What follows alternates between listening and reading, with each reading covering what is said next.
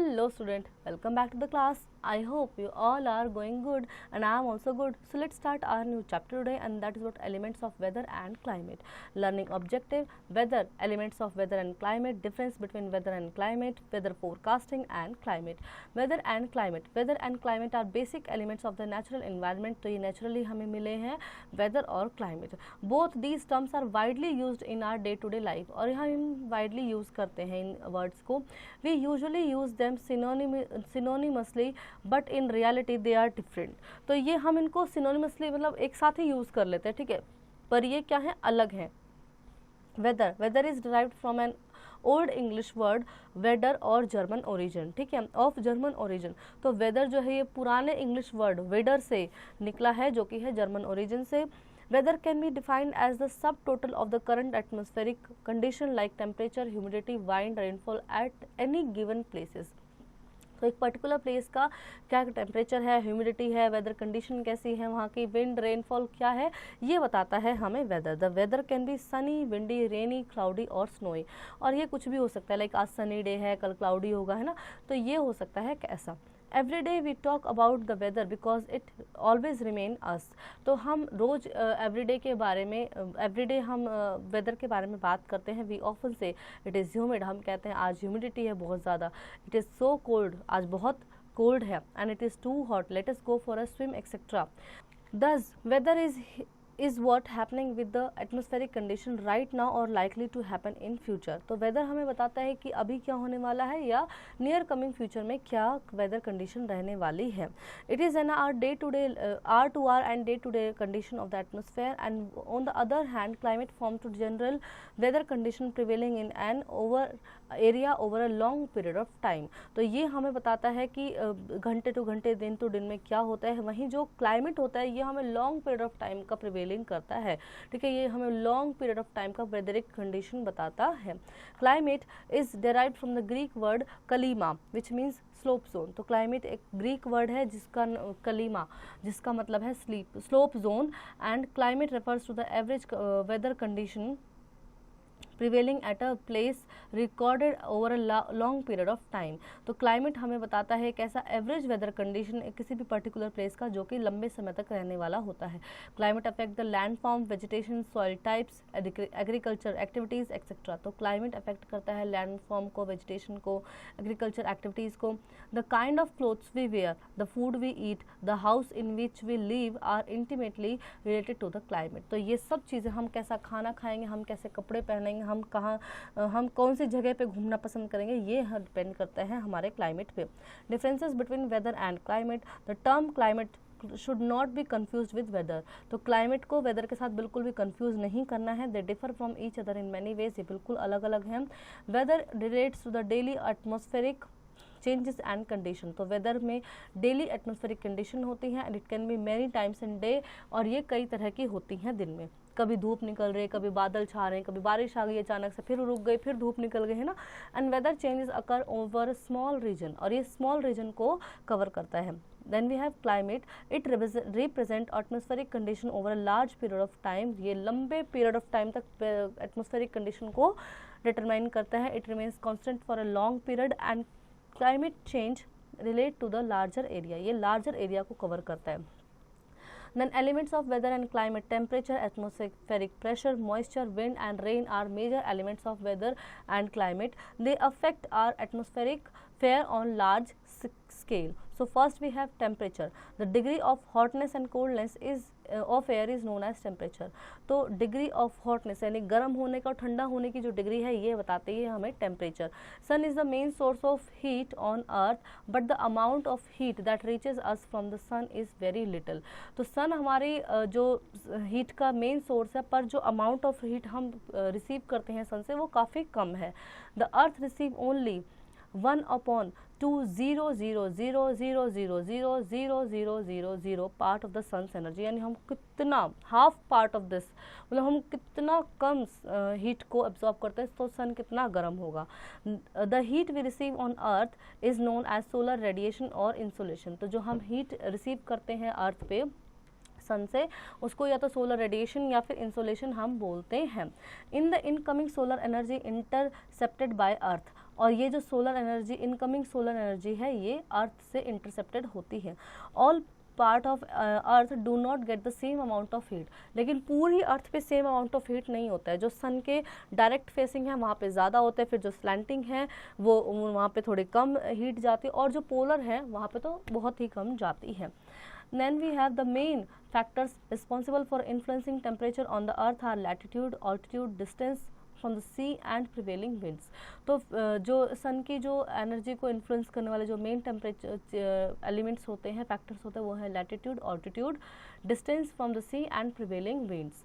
Then how could be is so latitude insolation influence the distribution of temperature. तो insulation से होता है कि कैसे टेम्परेचर डिस्ट्रीब्यूट होगा। The higher the latitude the lower the temperature, मतलब जितना हम हायर जाएंगे लैटिट्यूड पे उतना क्या होगा, टेम्परेचर लैटिट्यूड पे जितना हाई जाएंगे वहाँ हाई होगा, और जितना कम होगा उतना टेम्परेचर कम होगा। Insolation decrease from the equator towards the pole. तो इंसुलेशन होता है इक्वेटर से पोल्स तक, ठीक है, यानी जो सन एनर्जी आती है वो इंसुलेशन से पोल्स तक आती है। The amount of heat is greatest near the equator and start decreasing as we move away from the equator towards the pole। Equator मैंने बताया जहाँ सन है वहाँ पे इक्वेटर है बीच में, ठीक है, तो इक्वेटोरियल जोन में ज़्यादा हीट ट्रैप होगी, और जैसे जैसे हम पोल्स की तरफ जाएंगे वहाँ पे क्या होगी, सन एनर्जी कम हो जाएगी। That is why poles are covered with snow, और इसलिए पोल्स पे क्या होते हैं, ठंड होते हैं, तो वो हमेशा बर्फ से ढके रहते हैं। The places near the equator receive vertical rays of the sun, क्योंकि सन ऐसे है, सन तो अपनी जगह पे, सन तो ऐसे ऊपर नीचे शिफ्ट नहीं होता ना, सन तो इसी तरह से प्लेस है, और जो पोलर हैं, वो पोल्स हैं वो यहाँ पे हैं, तो वो इस तरह से स्लैंटिंग रेज रिसीव करते हैं। तो वहाँ पे ज़्यादातर समय क्या होता है, 6 महीने रात होती है, 6 महीने दिन होता है, मतलब 6 महीने बाद धूप निकलती है, 6 महीने नहीं निकलते, ठीक है। Then we have altitudes, the higher the altitude the lower will be the temperature. जितना हाई जाएंगे उतना ऑल्टीट्यूड होगा, और जितना लोअर रहेंगे उतना टेम्परेचर बढ़ेगा। वी फील कम कोल्ड ऑन माउंटेन्स, हमें माउंटेन्स पर ठंड लगती है, since air is less dense in the mountain, तो वहाँ पे हवा कम होती है, माउंटेन्स पे आपने सुना होगा हवा कम होती है। Solar radiation can not be easily trapped, तो वहाँ पे सोलर रेडिएशन इजीली ट्रैप्ड नहीं होती, इसलिए वहाँ ठंड ज़्यादा होती है, टेम्परेचर कम होता है। Then we have distance from sea. Water takes longer to heat or cold. पानी को ज़्यादा समय लगता है गर्म होने में और फिर वापस ठंडा होने में। So the place near the sea or any larger water body have mild or moderate temperature. तो यानी water body के नियर का जो एरिया होगा या sea के पास का जो एरिया होगा वो वहाँ पे moderate temperature होगा, ना वहाँ पे बहुत ज़्यादा गर्मी होगी ना वहाँ बहुत ज़्यादा सर्दी होगी। Prevailing winds. If a wind is blowing from cold area, अगर ठंडे एरिया से हवा चल रही है, then the temperature will be lower and vice versa, तो टेम्परेचर कितना क्या होगा, कम होगा। The temperature is measure in degree Celsius by an instrument called thermometer. तो टेम्परेचर को हम एक इंस्ट्रूमेंट से नापते हैं जिसका नाम है थर्मोमीटर, सेल्सियस में हम इसको मेजर करते हैं। It was invented by Anders Celsius, तो इसको इन्वेंट किया था एंडर्स सेल्सियस ने। On the Celsius scale the water freeze at 0 level and boils at 100 degree Celsius. तो सेल्सियस स्केल पे हम देखेंगे जब पानी 0 डिग्री पे होता है तो वो जम जाता है, बर्फ़ जम जाती है, और जब वो 100 डिग्री पे होता है तो वो बहुत ज़्यादा गर्म होता है। Temperature in cities is much higher than in village, cities में ज़्यादा टेम्परेचर होता है विलेज के मुकाबले। That is because the concrete and metals used in building and asphalt of roads get heated during the day, क्योंकि जो building material use करते हैं, जो हाउस मटेरियल यूज़ करते हैं, वो कॉन्क्रीट्स के, मेटल्स के बने होते हैं और वो बहुत ज़्यादा हीट ट्रैप करते हैं, इसलिए वहाँ पे बहुत ज़्यादा गर्मी हो जाती है, ठीक है। The high rise building in the cities also trap the warm air and raise temperature. तो जो हाई राइज बिल्डिंग होते हैं सिटीज़ में वो भी गर्म टेम्परेचर को अब्जॉर्ब करती हैं। Then atmospheric pressure, the pressure exerted by weight of air on the earth surface is called air pressure. तो जो प्रेशर एक्सर्ट करती है weight of air, exerted by the weight of air, तो जो pressure air का weight exert करती है वो होती है, that is called earth surface is called the air pressure, और उसे बोलते हैं अर्थ सरफेस का air pressure. The air pressure is highest at sea level and decrease with height. Sea level पे यानी जो मीन सी लेवल है वहाँ पे एयर प्रेशर बहुत ज़्यादा होता है, और हाइट पे जैसे जैसे हम हाइट पे जाएंगे यानी माउंटेन्स की तरफ जाएंगे तो एयर प्रेशर कम हो जाता है। Average atmospheric pressure at different places on mountains varies from 930 to 900 MB millibar. On the Earth's surface varies from 990 to 950 millibar, and at sea level 1013 millibar. तो सी लेवल पे जो वाटर प्रेशर एयर प्रेशर होता है 1013 millibar होता है, and earth surface पे होता है 990 टू 950, और ये माउंटेन पे जाके हो जाता है 930 to 900। Then atmospheric pressure is measured by an instrument called barograph और बैरोमीटर। एटमॉस्फेरिक प्रेशर यानी एयर प्रेशर को हम बैरोमीटर से काउंट करते हैं। On the map the atmospheric pressure is shown by isobar, और मैप पे हम इसको आइसोबार से मेजर करते हैं। The air pressure us with great forces but we do not feel the pressure. तो एयर हमें बहुत ज़्यादा ज़ोर से प्रेस करती है, ग्रेट फोर्स के साथ प्रेस करती है, बट हमें वो प्रेशर फील नहीं होता। This is because the air pressure us from all direction, क्योंकि एयर हमें चारों डायरेक्शन से, क्योंकि हमें चारों तरफ से वो प्रेस करती है, and our body exert a counter pressure, और हमारी बॉडी भी एक काउंटर प्रेशर एक्सर्ट करती है, निकालती है, ठीक है।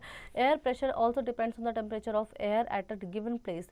एयर प्रेशर डिपेंड करता है कि एक पर्टिकुलर प्लेस पे कितना एयर टेम्परेचर है, टेम्परेचर कितना है वहाँ पे। In hot areas the air gate heated and rise. जहाँ बहुत गर्मी होती है, हॉट एरियाज होते हैं, वहाँ पे हवा गर्म होकर ऊपर उठ जाती है। So low pressure area are created. तो क्या लो प्रेशर, हवा उठ गई तो लो प्रेशर एरिया क्रिएट हो गया। On the other hand in cold area heavy air sink.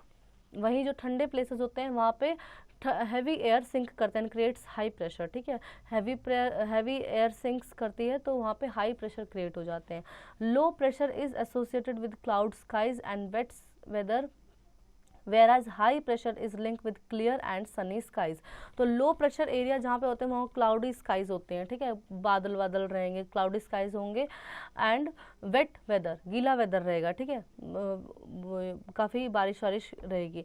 And the high pressure area with clear and sunny skies, तो sunny sky रहेगा और क्लियर रहेगा, वहाँ पे साफ एक रहेगा। Air always moves from areas of high pressure to low pressure. तो एरिया हाई प्रेशर से लो प्रेशर की ओर चलती है। On the basis of the variation in air pressure, Earth can be divided into 4 atmospheric pressure belts. So first is equatorial low pressure belts. So equatorial low pressure belt से पे हम air pressure कैसे देखेंगे। Equatorial low pressure belt extend between 5 degree north to 5 degree south। तो equatorial का जो low pressure belt है वो है 0 equator से 5 degree north और 5 degree south पे। This area receive the maximum heat of sun throughout the air. यहाँ पे बहुत ज़्यादा हीट आती है, ठीक है। Warm air rises vertically and above the equatorial region and produce low pressure, ठीक है। तो जो गर्म हवा होती है वो ऊपर उठ जाती है, और लो प्रेशर जो जहाँ से ऊपर उठ गई वहाँ लो प्रेशर क्रिएट हो गया। Due to excessive heat surface winds are not found here. तो बहुत ज़्यादा गर्मी की वजह से क्या होगा कि वहाँ पे हवा महसूस नहीं होगी। Hence this belt is also known as doldrums. तो हमें इन बेल्ट्स को हम कहते हैं doldrums. Then we have sub tropical high pressure belts. Sub tropical high pressure belt extend from the tropic to about 30 degree in both of the hemisphere. तो यानी सब ट्रॉपिकल हाई प्रेशर जो है वो ट्रॉपिक से 30 degree above from the both of the hemisphere में रहता है। In the northern hemisphere it is called north sub tropical high pressure belt. North में इसे north sub tropical high belt pressure बोलते हैं, एंड साउथ में इसे साउथ सब ट्रॉपिकल हाई प्रेशर बेल्ट बोलते हैं। These exist because of the air that rises from the equatorial region is deflected from the poles due to earth rotation। तो ये ऐसा इसलिए होता है कि these exist because of air that rises from the equatorial, जो equatorial region से जो हवा ऊपर चली जाती है और वो पोल्स की तरफ जाने लगती है, तो वहाँ पे ये equatorial region is deflected towards the poles। तो इक्वेटोरियल रीजन से वो पोल्स की तरफ हवा जाती है, and air moves downward in this region and creates high pressure. तो आफ्टर बिकमिंग कोल्ड, जब वो ऊपर जाती है, ठंडी हो जाती है, तो फिर वो डाउनवर्ड्स आती है, क्योंकि हैवी एयर ऊपर उठ जाती है और फिर ठंडी होने के बाद वापस नीचे आते हैं, ठीक है। Then after becoming cold and heavy the air moves, जब हैवी एयर मूव हो जाती है और ठंडी हो जाती है तो downwards in the region and creates high pressure, और फिर ठंडी हवा फिर नीचे आती है और प्रेशर क्रिएट करती है। These belts are known as horse latitude. Then we have subpolar low pressure belts. Subpolar low pressure belts are located around 60 north to 60 south। तो ये हैं 60 north से 60 south तक लैटिट्यूड तक। They are known as North Subpolar Low and South Subpolar Low Pressure Belts. Then respectively in this zone, cold wind coming from the subtropical region. तो subtropical region से ठंडी हवाएं आती हैं, cold winds आती हैं region, forming low pressure region. और वहाँ पे वो low pressure region को form करती हुई आती हैं. Polar high pressure belts. In polar region, the temperature is low throughout the year. Polar region पे high pressure belts हैं ये, तो यहाँ पे क्या है, ज़्यादातर क्या होता है, ठंडे रहते हैं ये, ठीक है. लो प्रेशर बना रहता है यहाँ पे. एयर इज कंप्रेस्ड, तो यहाँ पे क्या है, the air is compressed, air compress करती है. दस the density of air is high, तो यहाँ पे एयर की जो डेंसिटी है वो काफ़ी हाई होती है. Hence these are high pressure area, तो इनको हाई प्रेशर एरिया बोलते हैं. In the northern hemisphere the belt is called north polar high pressure and the southern hemisphere it is called the south polar high pressure belt. Then we have following is the significance of atmospheric pressure. Variation in the atmospheric pressure creates winds. Moving air is called wind. तो variation in atmospheric pressure, atmospheric pressure में variation होना creates wind. इससे wind produce होती है और जिसको बोलते हैं moving air called wind. Atmospheric pressure also affect the weather of a place. Atmospheric pressure भी किसी प्लेस का वेदर को काफ़ी अफेक्ट करता है. A place having high pressure usually experience fair weather and vice versa. तो एक हाई प्रेशर वाला प्लेस क्या है, एक्सपीरियंस फेयर वेदर को क्रिएट करता है and vice versa. Then we have wind. Air always remain in motion, हवा हमेशा चलती रहती है. It moves vertically and horizontally, तो ये वर्टिकली भी चलती है, हॉरिजॉन्टली भी चलती है. And the vertical motion of air is called air current and while the horizontal motion of air is called wind. तो जब वर्टिकल चलती है तो इसे एयर करंट बोलते हैं और जब हॉरिजॉन्टल चलती है तो बोलते हैं wind. The air moves in direction which is essentially parallel to with the surface of earth. तो जो एयर मूव करती है जिस भी डायरेक्शन में उसे बोलते हैं parallel with the surface of the earth. Wind originate due to the effect of low and high pressure area. So wind originate due to the effect of low and high pressure area. तो wind originate होती है लो और high area के जो pressure है वहाँ से wind originate होती है. The movement of air from high pressure area to low pressure area is called wind. Then the direction of wind is determined by the direction of areas of its origin. तो किस area से origin हो रही है wind, उसकी direction से वो determine करेगा. For example the wind coming from south is known as southerly while the one come from the east is called easterly. तो यानी साउथ से अगर ओरिजिन हो रहा है विंड्स का तो वो सदर्नली बोले जाएंगे और जो ईस्ट से आ रहे हैं उनको बोले जाएंगे easterly. The speed of wind is measured by an instrument is called anemometer. तो जो स्पीड ऑफ विंड है वो एनीमोमीटर से नापी जाती है. The instrument use to determine the direction of wind is called wind vane. और जो इंस्ट्रूमेंट यूज करते हैं डायरेक्शन देखने के लिए उसको बोलते हैं wind vane. Then we have following are the main types of winds. Permanent winds, तो कुछ होती हैं permanent winds. The winds that blow regularly in a definite direction is certain latitudinal areas of the world are known as permanent wind. तो जो winds regularly blow होती रहती हैं from a certain definite direction में वो जाती हैं, उनकी मतलब डायरेक्शन फिक्स है, वो उसी डायरेक्शन में जाएंगी. From the latitudinal area of the world are known as permanent wind. And trade winds, westerlies winds and the polar winds are the example of permanent winds. Then we have periodic winds. These winds can be defined as the winds that blow in particular direction during a particular period of a day or a month. तो यानी दिन या महीने के particular time में ये particular direction में जाएंगी, ठीक है, और फिर बाद में अपनी जगह अपने डायरेक्शन चेंज कर लेंगी. Monsoon, land and sea breeze are example of periodic wind. Then we have local winds. The winds that blow due to the local differences in air pressure and temperature are known as local winds. यानी locally एक particular area के locally air pressure और temperature को exert करती हुई जो winds चलती है उनको लोकल विंड्स कहते हैं. They blow in a small area, छोटे एरिया के रहते हैं ये. And loo, mistral, khamsin, chinook, foehn etcetera are the example of low winds. Then we have variable winds. The winds whose direction and speed are highly variable by the variable winds. तो ये variable winds होते हैं जिनकी direction और speed ज़्यादा variable वाली होती है, तो इनको variable winds बोलते हैं. Cyclone and anticyclone are the major example of variable winds. Then we have moisture and humidity. The water vapor present in the atmosphere are called moisture. जितना पानी होगा वो बोलता है moisture हवा में.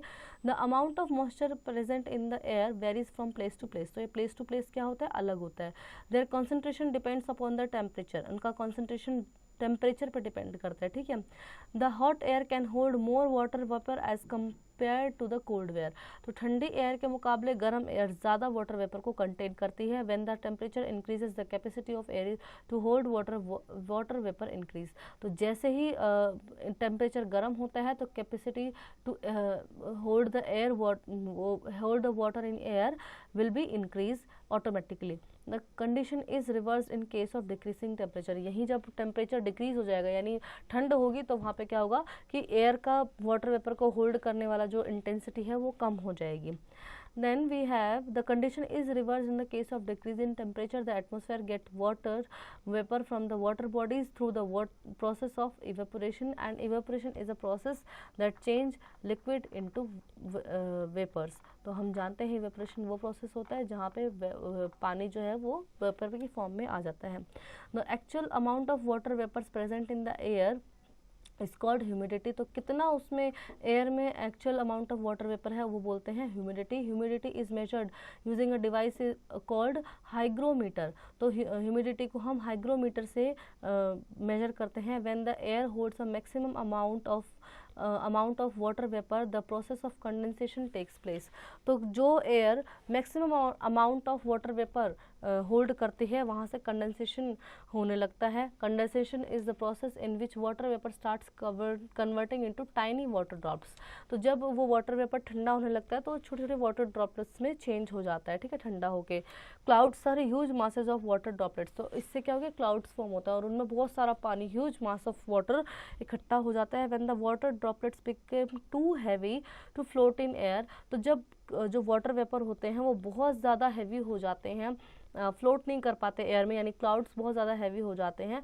दे come down in the form of precipitation. तो ये प्रेसिपिटेशन यानी रेन के रूप में आ जाते हैं वापस धरती पर.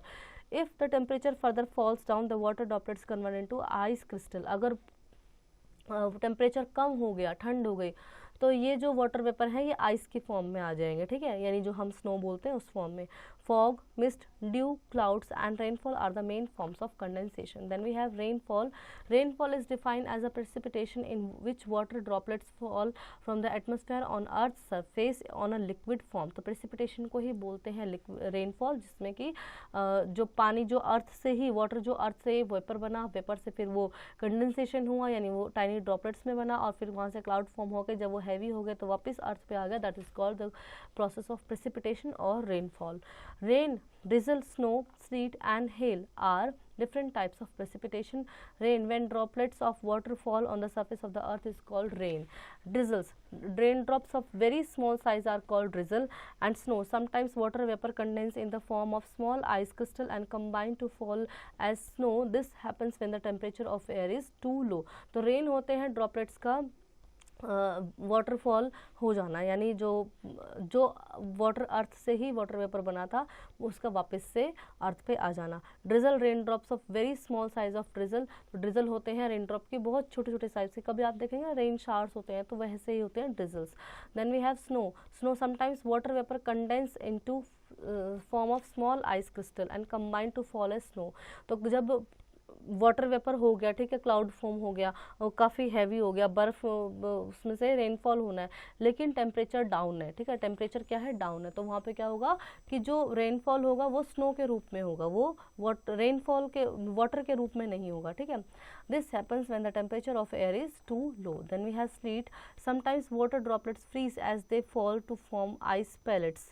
सो precipitation of these ice pellets is called sleet. sleet होता है कि जब वाटर ड्रॉपलेट्स जम जाते हैं तो वो आइस पेलेट्स के रूप में नीचे आते हैं और इसी precipitation को बोलते हैं sleet. Then we have hail.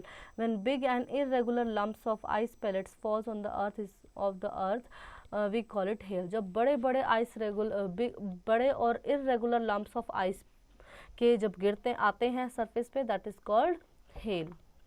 Then we have fact check. The pilot must know what kind of weather they may encounter along their air routes before taking off. तो प्लेन को टेक ऑफ करने से पहले weather root क्या है और उसमें weather condition क्या है, ये पायलट्स को ज़रूर पता होनी चाहिए. In a similar manner the sailor, farmer and the fisherman must know when there is possibility of a storm और साइक्लोन. और इसी तरह से फिशरमैन और जो सेलर्स होते हैं उनको भी पता होना चाहिए कि अगर वो सी कोस्ट पे जा रहे हैं तो वहाँ पे क्या कंडीशन क्या होंगी. Rainfall is the most important type of precipitation and can occur in 3 ways. तो रेनफॉल 3 तरह से होता है. First is conventional rainfall, when the moist air gets heated. जब मॉइस्ट एयर हीट हो जाती है, it rises up in the atmosphere, तो वो ऊपर उठ जाती है. The air further expand, cools and condense to form clouds and bring rainfall. तो वही जो एयर फिर ठंडी होकर टाइनी ड्रॉपलेट्स में, जो ह्यूमिडिटी, जो वाटर वेपर है वो टाइनी ड्रॉपलेट्स में चेंज हो जाते हैं, क्लाउड्स फॉर्म होते हैं और वहाँ से होती है क्या, बारिश. Then we have relief rainfall. It occurs when moisture bearing winds are forced to rise over a hill or mountain and shed their moisture in the form of rainfall. तो यहाँ पे ये होता है जब moisture bearing winds, जब moisture में हवा होने लगती है, and forced to rise over a hill, और वो हिल के ऊपर जाने के लिए कोशिश करते हैं, हिल के ऊपर जाने की, माउंटेन्स के ऊपर जाने के लिए की कोशिश करते हैं. Then they shed their moisture in the form of rainfall. तो वो अपने रेनफॉल को शेड कर देते हैं, यानी गिरा देते हैं पानी को. It is also called orographic rainfall. इसको ओरोग्राफिक रेनफॉल, देखो यहाँ पे क्या दिखाया कि जो क्लाउड है वो काफ़ी हैवी था, मॉइस्ट एयर थे, ठीक है, और वो ऊपर जाने की कोशिश कर रही थी, तो यहाँ पे बादलों से बारिश हो गई है, ठीक है. Then we have cyclonic rainfall, when warm and cold air have different densities. जब जो वार्म और कोल्ड एयर, ठंडी और जो गर्म हवा है, उसकी डेंसिटी अलग अलग हो जाती है. दे डोंट मिक्स, वो मिक्स नहीं हो पाते, ठीक है. In case the warm air rises up due to its light weight, तो वार्म एयर ऊपर उड़ जाती है एंड कोल्ड एयर आ जाती है नीचे, ठीक है. तो वहाँ पे in this situation a front originates, rising warm air condense and form cloud which finally brings rainfall, and this type of rainfall is known as cyclonic or frontal rainfall. तो इस सिचुएशन में क्या होगा, जो फ्रंट है वो originate होगा, एक फ्रंट ओरिजिनेट होता है, वहाँ पे rising warm air condense, rising warm air ऊपर जाके कंडेंसेशन हो जाती है, यानी वो ठंडी हो जाते हैं, फॉर्म्स क्लाउड को फॉर्म करते हैं, विच फाइनली ब्रिंग्स रेन, जिससे बारिश हो जाती है, और इसी को बोलते हैं cyclonic frontal rainfall. Then we have following are the few benefits of rainfall. Rainfall is very important for the survival of plants and animal. As we all know, rainfall is very useful for us, and most of the groundwater comes from the rainwater. It provides fresh water to Earth's surface, and if rainfall is less, water scarcity and droughts occur. Excessive rains causes flood. तो rain हमें पता है कि हमें ground water देती है, हमें fresh water देती है, और हमारी एक्सेसिव हमें स्कैरसिटी से और हमें ड्रॉट से बचाती है. Weather forecasting is complex process. It is done by meteorologists with the help of sophisticated devices and instruments. They record the changes in the temperature, air pressure, wind, humidity etcetera. तो weather forecast होता है, एक complex process है ये, और इसमें होता है मेट्रोलॉजिस्ट पता लगाते हैं अलग सोफिस्टिकेटेड डिवाइस से, ये device with the help of sophisticated device and instrument. तो कुछ स्पेसिफिक डिवाइस इंस्ट्रूमेंट से ये वेदर फोरकास्ट करते हैं. They record the changes in the temperature, तो ये रिकॉर्ड करते हैं टेम्परेचर को और एयर प्रेशर को, ह्यूमिडिटी को. These records are collected from various weather situation and weather station, and meteorologist are people who study these records and calculate the future condition. On the basis of these weather related records, we are informed about the future weather condition through TV, radio and newspaper. Weather forecast is important for aviation purpose also. तो metrologist वो होते हैं जो weather forecasting की पढ़ाई करते हैं और फिर आगे फ्यूचर के लिए बताते हैं कि कैसा वेदर रहेगा, और यही वेदर कंडीशन हमें दिखाई जाती है टीवी पे, रेडियो पे, ठीक है. Then we have fact check. The pilot must know what kind of weather they may use encounter along their air route before taking off. In a similar manner the sailor, farmer and fisherman must know when there is a possibility of storm and cyclone. Then we have some keywords here. Surface wind, the wind blowing near the earth's surface, and horse latitude. The horse latitude were named by the crew of sailing ship who sometimes threw horses overboard to conserve water when thin ships were stuck in the high pressure belt. Then we have some points to know the element that determine weather and climate of the place are temperature, Atmospheric pressure, humidity and wind and rain. Temperature depends on factors like latitude, altitude, distance from sea, prevailing winds and ocean current. The earth is divided into three zones based on the amount of heat received from the sun. Atmospheric pressure depends on temperature, altitudes and water vapor. The major pressure belts on the earth are equatorial low pressure belts, subtropical high pressure belts and subpolar low pressure belts and polar high pressure belts. Then we have winds are three types of namely permanent, periodical, local and variable. The amount of water vapor in the air is known as humidity. Condensation is the process by which water vapor present in the air change in water. The air are three type of rainfall. They are conventional, relief and cyclone. So I hope children you really enjoy the chapter and you learn many more new things from the chapter. Now do practice at home.